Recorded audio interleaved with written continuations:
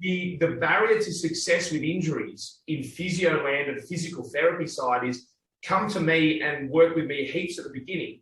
Then as you're getting better, I'm still charging the same. And you're going, well, fuck, I can walk. Why would I bother coming? So people see less. So there's this barrier to actually doing the end stage stuff well. We remove that. Ours is a weekly amount and you sign up. In terms of the business, one thing I think people will relate to with brick and mortar and training in general, as you mentioned, you alluded to it, the goal of business is scale and uncoupling input and output. But with training being science and art, I found it's inherently unscalable. So as a business owner, how do you tackle that challenge without compromising on the quality? Yeah, I probably will disagree with maybe 80% of that statement because it certainly is up. It certainly is up. I think every coach has their style, their persona, their personality. That doesn't mean that you can't scale the product and the service. The nuance of getting that persona, that style, is hiring correctly. So when we want to hire someone that actually connects with people. Someone that can take the piss out of themselves, someone that has thick skin for things, that takes feedback well. When you start to hire based off these things, you ultimately will get coaches that have a really good art because they connect with the coach as well. Now, it may not be identical to you. And to be honest, I don't think it should always be because the scalable part is then the actual product that you're giving. And the way we scale here is all based on systematic approaches to everything we do. So we want athletes to be connected to our brand, not necessarily the coach. But in saying that, we want to have good enough coaches that athletes do connect with them. But when they leave, if one coach leaves, the whole place shouldn't fall down because athletes start to freak out they've lost their coach.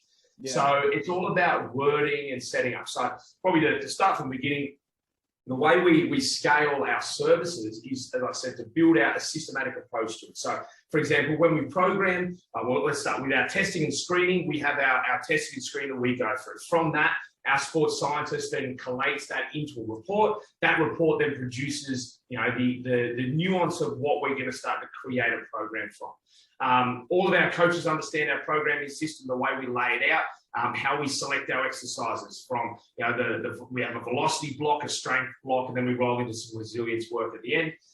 Within that, they know how to quantify what level all of our athletes are in their velocity block, whether it be plyometric training, whether it be loaded jumps or light implement power. Into the strength block, they understand what exercises go in our A1 sequence, what they'll use in their A2, what they'll use in B1 and everything like that. So they start to understand all the progressions and they understand what fits into each of those categories. So when we see it on the gym floor, it flows. So whether there's a field athlete, a track athlete, a court-based athlete, it all flows on our facility downstairs.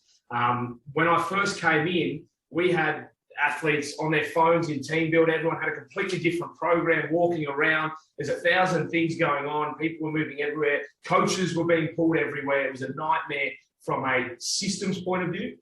As we evolved into a clean system, suddenly now athletes flowed from where they prepped, where they did all their jumping work, into the racks to do all their main and key lifts. We had coaches that could distribute themselves well along the racks within the gym. They could coach well. Athletes were working together because if you play rugby and I play rugby, we're probably going to have the same A1 lift.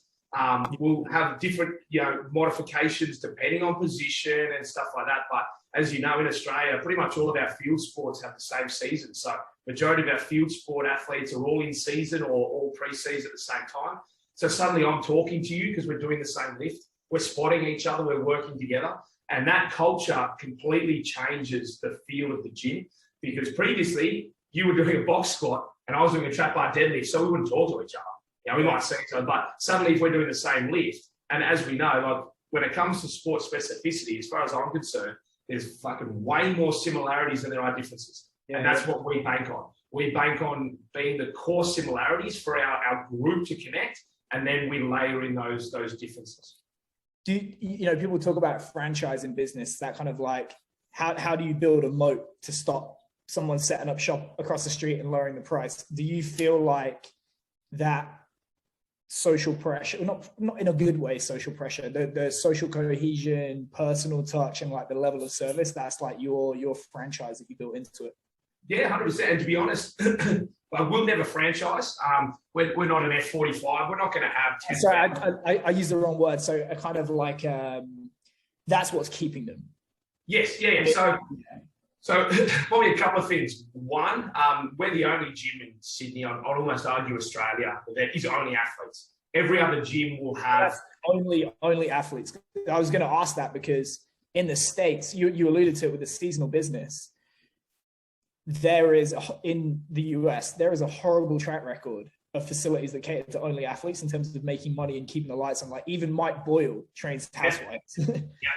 Yeah. So we are only athletes.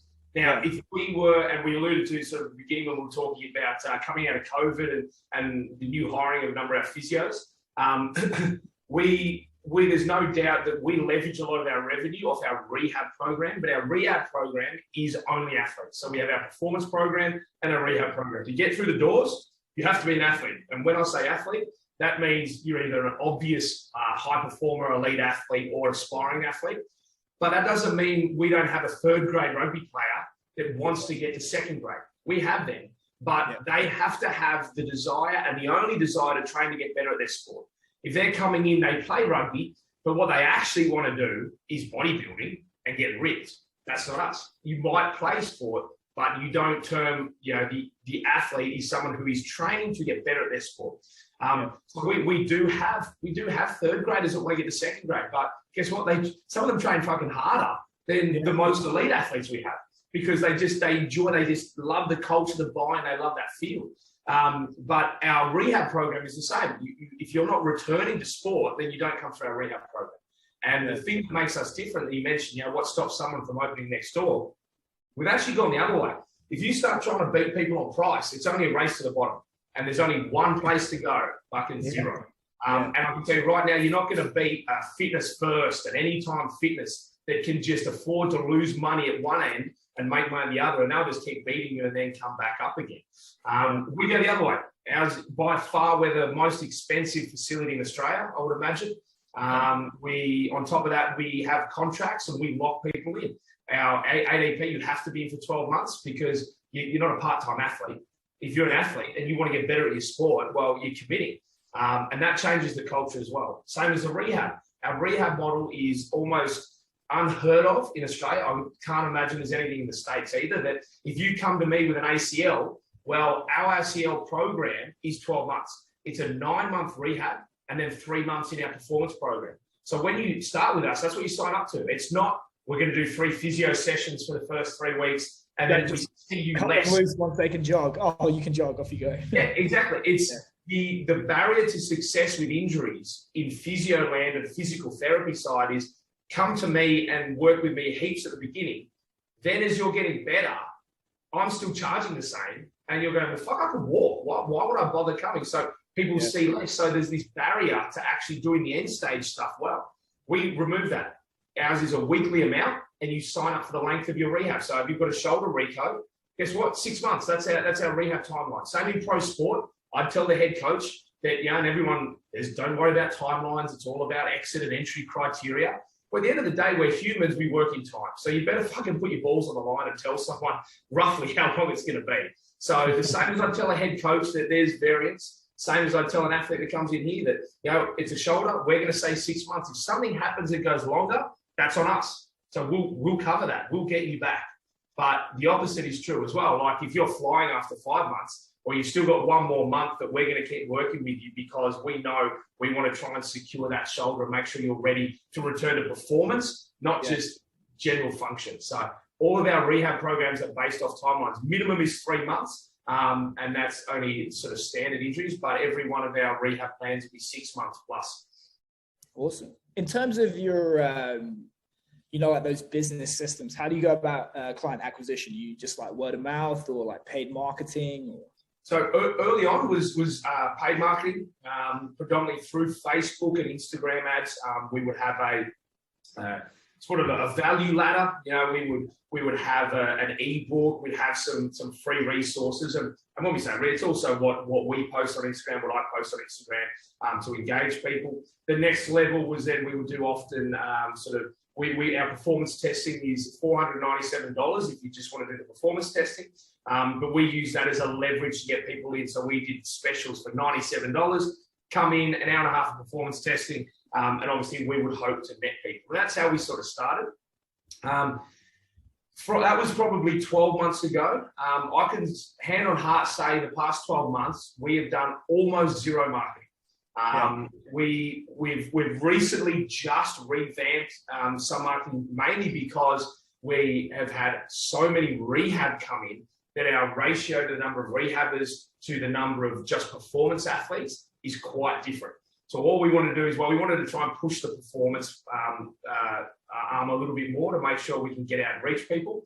But other than that, we've got an ACL program. So this is probably good. We've got an ACL program here that we do pride ourselves on, our protocol. We currently have 87 ACLs on our list for rehabbing, and we have not ever advertised an ACL program. Yeah. It is all from word of mouth, and that is by far our strongest. That critical. Like selling water in the desert. People will hear people want that. They want a big fix. I would do a low back program and just hand out flyers outside CrossFit gyms. Exactly, it's the same premise. Yeah, something with a low back program. We have a majority of the people that come to us now say, 6 months ago I saw a video that you put up of an athlete rehabbing and thought, fuck, I really need to do that. And then I sort of forgot about it. But then I was at the footy and, someone was saying that their son was training with you and has got some really good results. And then, 2 weeks ago, I saw an Instagram post from you and I thought, fuck, I've got to come in. Yeah. So it feels like those stories are happening more where they hear it more than once or they get a touch point more. Congratulations on making it to the end of the video. Why don't you celebrate by watching more videos just like it? You can also help us on our quest to placate the algorithm gods by liking, sharing, subscribing, and commenting. Thank you.